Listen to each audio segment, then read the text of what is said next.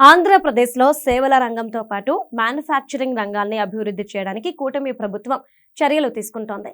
ఇందులో భాగంగా తిరుపతి జిల్లా నాయుడుపేటలో ఎలక్ట్రానిక్స్ ఫ్యాక్టరీ నిర్మిస్తున్నారు. నాయుడుపేట ఇండస్ట్రియల్ పార్క్ లో సైర్మా ఎస్జిఎస్ దేశంలోనే అతిపెద్ద ప్రింటెడ్ సర్క్యూట్ బోర్డు ఉత్పత్తి ప్లాంట్ ను ఏర్పాటు చేస్తోంది.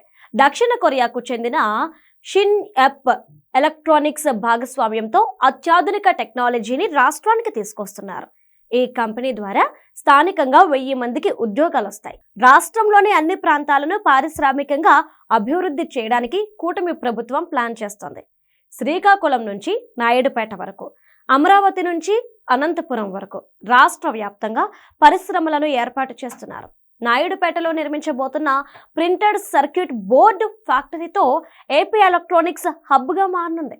ఇక ఎలాంటి ఎలక్ట్రానిక్ పరికరం తయారు చేయాలన్నా పీసీబీలు తప్పనిసరిగా ఉపయోగించాలి. ఎలక్ట్రానిక్స్ విభాగంలో స్థానిక ఇంజనీర్లకు స్కిల్ ట్రైనింగ్ ఇవ్వడం ద్వారా టాలెంటెడ్ మ్యాన్ పవర్ అందుబాటులోకి వస్తుంది.